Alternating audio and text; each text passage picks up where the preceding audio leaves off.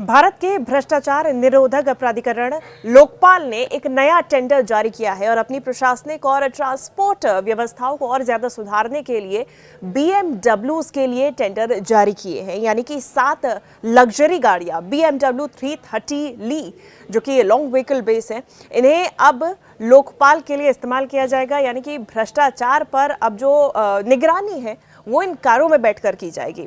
आज हम इसी विषय पर चर्चा करने जा रहे हैं। नमस्कार, मैं हूं शिवांगी द्विवेदी आपके साथ और मेरे साथ इन मामलों में एक्सपर्ट अमन शर्मा जी जुड़ गए हैं। सबसे पहले तो ये पूरा मामला हम जानने की कोशिश करेंगे, समझने की कोशिश करेंगे अमन जी कि ये पूरा मामला है क्या, क्यों इतनी सुर्खियां बटोर रहा है। देखिए शिवांगी, ऐसा है कि गवर्नमेंट टेंडर मैंने बहुत देखे हैं, पर ये जो पर्टिकुलर टेंडर निकला है 35 पेज का ये टेंडर है। 16 अक्टूबर को ये निकला था और हमारे हाथ ये तकरीबन 19 तारीख को पहली बार आया।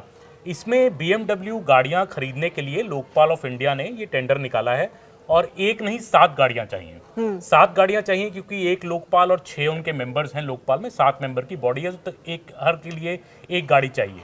जो मुझे इसमें अजीब लग रहा है इस टेंडर में कि गाड़ियों का जो मेक है, जो मॉडल है, वो अंतिम डिटेल तक बताया गया है। BMW की 3 सीरीज LI मॉडल है, स्पोर्ट्स मॉडल है, उसमें वाइट कलर है, लॉन्ग व्हील बेस वाला मॉडल है। तो ये बड़ा ही स्पेसिफिक मॉडल है कि यही गाड़ी चाहिए और कोई गाड़ी नहीं चाहिए। मर्सिडीज नहीं चाहिए, BMW ही चाहिए और कोई इंडियन गाड़ी नहीं चाहिए, इनो मारुति है या और कोई इंडियन गाड़ी, यही एक गाड़ी चाहिए। और इस गाड़ी की जो कीमत है वो तकरीबन 70 लाख रुपए कीमत है ऑन रोड, जब BMW की वेबसाइट पे जाए एक गाड़ी की। तो हम 5-7 गाड़ियां मिला लें तो तकरीबन 5 करोड़ की कीमत हो जाती है। अब इसमें सोचने वाली बात यह है कि ये इतना सुर्खियां बटोर रहा है कि लोकपाल एक इंडिपेंडेंट बॉडी है, एंटी करप्शन ऑम्बुड्समैन है, तो उसको भ्रष्टाचार की जांच करनी है, अफसरों की, नेताओं की, कि कहीं भ्रष्टाचार हो रहा है कि नहीं हो रहा है। उस टाइम पे इतनी महंगी गाड़ियां खरीदना एक ऑस्टेरिटी पे भी सवाल उठाता है कि गवर्नमेंट का जो पूरा मॉडल है ऑस्टेरिटी का, उससे लोकपाल क्या कोई सीख नहीं ले रहा है। दूसरी सबसे उससे भी बड़ी बात मुझे लगती है कि जब प्रधानमंत्री और सारे नेता सरकार के स्वदेशी पे इतना जोर दे रहे हैं कि भारतीयों को स्वदेशी चाहिए, GST बचत उत्सव हुआ, लोगों को कहा गया कि स्वदेशी खरीदिए, दुकानदारों को बोला गया स्वदेशी बेचिए। ऐसे टाइम में जो लोकपाल है वो स्वदेशी कार के लिए जाने की बजाय एक विदेशी कार, वो भी इतनी महंगी कार को खरीदने जा रहा है। तो जो मेरा एक्सपीरियंस रहा है सरकार में, अब देखिए टॉप मंत्री हों, अब मैं आपको बताऊं कि टॉप जो 2-3 मंत्री हैं हमारे, उनको मैंने टाटा सफारी की गाड़ी में ऑफिशियल मिलती है या मारुति सियाज गाड़ी है, वो कई टॉप मंत्रियों के पास वही गाड़ी है। सेक्रेटरी जो हमारे हैं उनके पास भी मारुति सियाज है, या फिर टाटा की नेक्सॉन गाड़ी है जो कि इलेक्ट्रिक गाड़ी है, क्योंकि सरकार का बहुत ज्यादा जोर इलेक्ट्रिक गाड़ियों पे भी है। हाँ। टीवीज पर है, आप देखेंगे शास्त्री भवन जाइए, PMO जाइए, कई जगह पे इलेक्ट्रिक वाले वो चार्जिंग वाले बूथ्स भी लग गए हैं, तो सारी गाड़ियां वहीं चार्ज होती है। और ये भारत के गवर्नमेंट के सेक्रेटरी जो बहुत सीनियर ऑफिशियल्स हैं। तो जब सरकार जो है एक तरह से स्वदेशी और इलेक्ट्रिक की तरफ बढ़ रही है, उस टाइम पे लोकपाल का BMW 7 गाड़ियां खरीदना ये बहुत बड़े सवाल खड़े कर रहा है। क्या अब कुछ लोग मुझे ये बता रहे हैं कि सुप्रीम कोर्ट के जजेस को भी एंटाइटलमेंट है और क्योंकि लोकपाल का जो दर्जा है वो सुप्रीम कोर्ट के जज का होता है, तो शायद इसलिए जस्टिफाइड है। वो सब बातें रूल्स की हैं, पर ये इसकी जो परसेप्शन पूरी आ रही है बाहर, वो मुझे लगता है परसेप्शन पे ही सवाल उठ रहे हैं और बड़े बड़े नेता इस पे अब ट्वीट भी कर रहे हैं। बिल्कुल अमन जी, रूल्स की हम बात करेंगे, लेकिन ओवरऑल जो पर्सपेक्टिव की बात की गई है कि प्रधानमंत्री की तरफ से अक्सर प्रमोट किया जाता है, सरकार की तरफ से प्रमोट किया जाता है कि आप लीगली आप किसी चीज़ के लिए बाध्य नहीं है, निश्चित तौर पे, लेकिन अक्सर कहा जाता है कि आप स्वदेशी खरीदिए। दिवाली का मौका था, इस दौरान भी कई बार कहा गया कि आप स्वदेशी खरीदिए, प्रमोट करिए, सरकार की तरफ से भी किया गया। तो लीगली भले ही आप किसी भी लग्जरी गाड़ी को खरीद सकते हैं, आप किसी भी गाड़ी के लिए टेंडर निकाल सकते हैं, लेकिन जो एक संदेश दिया जाना था कि आपका जो जितने भी डिपार्टमेंट्स हैं या फिर विभाग हैं वो काम करें, स्वदेशी से जुड़कर करें, ये जो अब टेंडर निकाला गया है, ये कहां तक उस मुद्दे पर उस संदेश को सही ठहराता हुआ नजर आ रहा है, कितना काउंटर कर रहा है? मतलब आपको मेरे मानना है कि आपको लीड बाय एग्जांपल तो करना पड़ेगा ना। अगर लोकपाल की body he lead by example नहीं करेगी तो बाकी ऑर्गेनाइजेशंस कैसे कर पाएंगे। देखिए जो ट्वीट्स भी जो आ रहे हैं नेताओं के, पी चिदम्बरम जो फॉर्मर FM हैं, फाइनेंस मिनिस्टर है, फॉर्मर होम मिनिस्टर हैं, उनका भी यही कहना है कि जब जजेस और ब्यूरोक्रेट्स और मंत्री भारतीय स्वदेशी गाड़ियों में चल सकते हैं तो लोकपाल को इतनी महंगी गाड़ी की जरूरत क्यों है। उनका तो ये कहना है कि लोग अपील कर रहे हैं लोकपाल को, पी चिदम्बरम, कि आप खुद ही मना कर दीजिए कि हम ये गाड़ियां नहीं एक्सेप्ट नहीं लेंगे। उसी तरह अभिषेक मनु सिंघवी का ट्वीट आया है, वो एक सुप्रीम कोर्ट के लॉयर हैं, सीनियर लॉयर हैं और जजेस के साथ बड़ा क्लोज लेंथ मतलब का रोज काम होता है उनका कोर्ट में। वो भी यही कह रहे हैं कि देखिए लोकपाल की परफॉर्मेंस क्या है।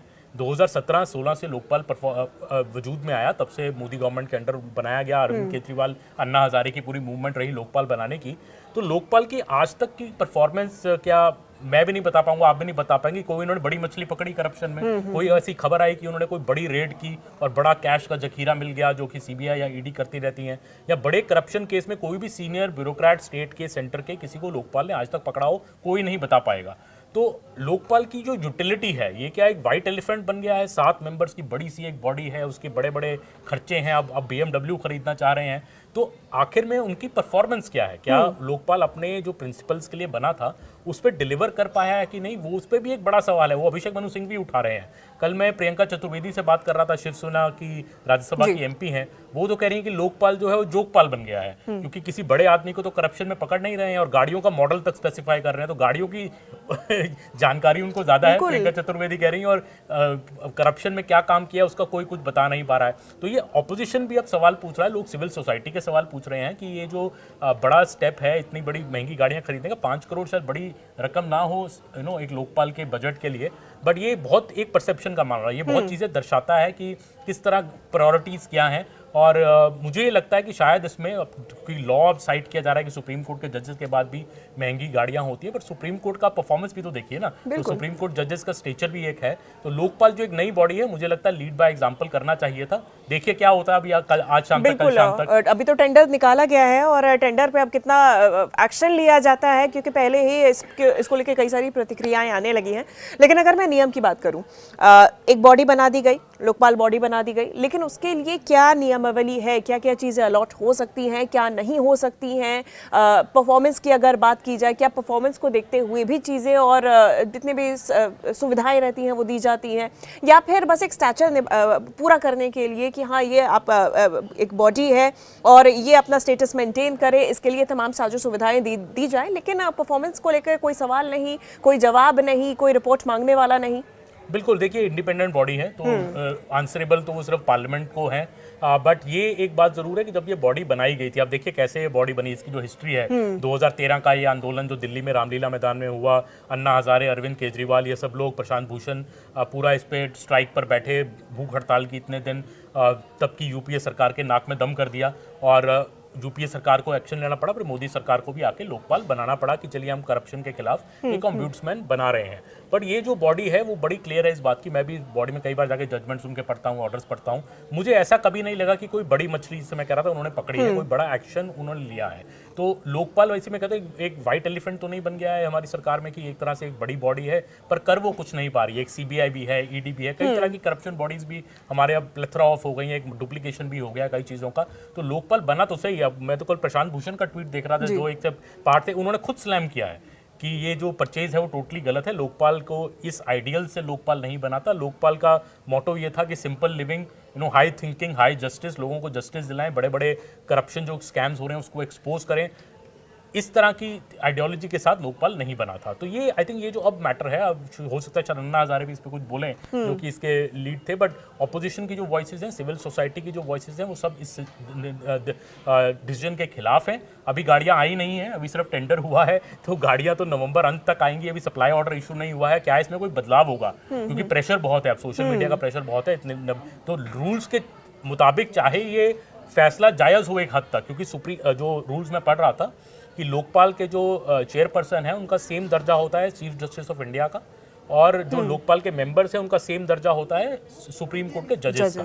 तो एक तरह से शायद रूल्स इस बात को शायद जस्टिफाई कर देंगे सुप्रीम कोर्ट जज, पर ये परसेप्शन की तरफ से मुझे लग रहा है लोकपाल के लिए बहुत बड़ी प्रॉब्लम हो गई। ये एक बॉडी है जिसको अंडर द रडार काम करना चाहिए, इसको इतनी पब्लिक लाइमलाइट में कभी नहीं आती है, बट ये टेंडर ने इसको टोटली पब्लिक लाइमलाइट में ले आया है। और मेरा ये सवाल आपसे भी होना था कि अंडर द रडार आपको डिस्क्रीट होकर बहुत ज्यादा काम करना होता है। आपकी बॉडी का एक्चुअल में अगर आप जेडी देखें तो शायद इसी प्रकार से है कि आपको सिर्फ जो काम करने हैं बड़े ही शांति तरीके से करने हैं, शायद सामने वाले को भी ना पता चले, आपका ऑपरेशनल इस तरीके से काम होना चाहिए, मोडस ऑपरेंडी ऐसा होना चाहिए। लेकिन अब जब आप लग्जरी गाड़ियों में घूमेंगे, वो भी इतनी स्पेसिफिक गाड़ियां जिसका आपने टेंडर निकाल दिया है खुलेआम, तो यानी कि हर कोई जानेगा कि ये जो मॉडल है इसका टेंडर निकाला गया था, शायद ये वही गाड़ी है, तो कितना आपके काम पर इसका प्रभाव पड़ेगा। BMW की इतनी पब्लिसिटी हो गई है Exactly, पिछले 2 दिन में इस BMW पर्टिकुलर हाँ। मॉडल की, और मैं बताऊं ये मॉडल मैं देख रहा था जब वेबसाइट पे, तो ये नया लॉन्च मॉडल है, अभी फरवरी मार्च में इसका नया लॉन्च हुआ है। और BMW कहता है कि ये इसका जो second seat rear seat space है वो बेस्ट इन सेगमेंट है,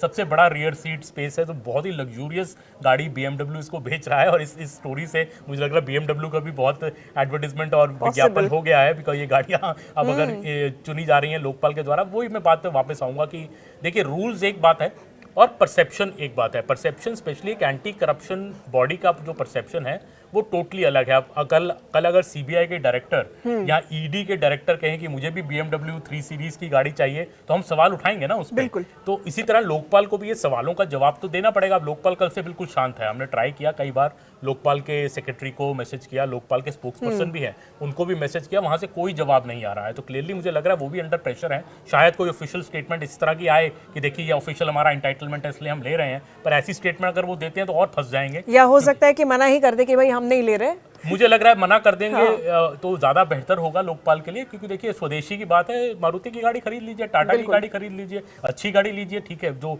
सेक्रेटरीज को या मंत्री चला रहे हैं, बट ऐसी गाड़ी खरीदना वो भी साथ साथ इकट्ठी, लोकपाल ऑफिस के बाहर 7 गाड़ियां ऐसी इकट्ठी खड़ी होंगी, तो परसेप्शन के लिए लोकपाल के मुझे लगता है ठीक नहीं। बिल्कुल। और जनता के लिए मैं बता दूं कि BMW एक automobile German based automobile company है और जर्मनी में इनका हेड ऑफिस है, वहीं की ये कंपनी है। और BMW एक लग्जरी गाड़ी के तौर पे मानी जाती है, जो कि मतलब बहुत हाईफाई सोसाइटीज में अक्सर आपको देखी जाएगी।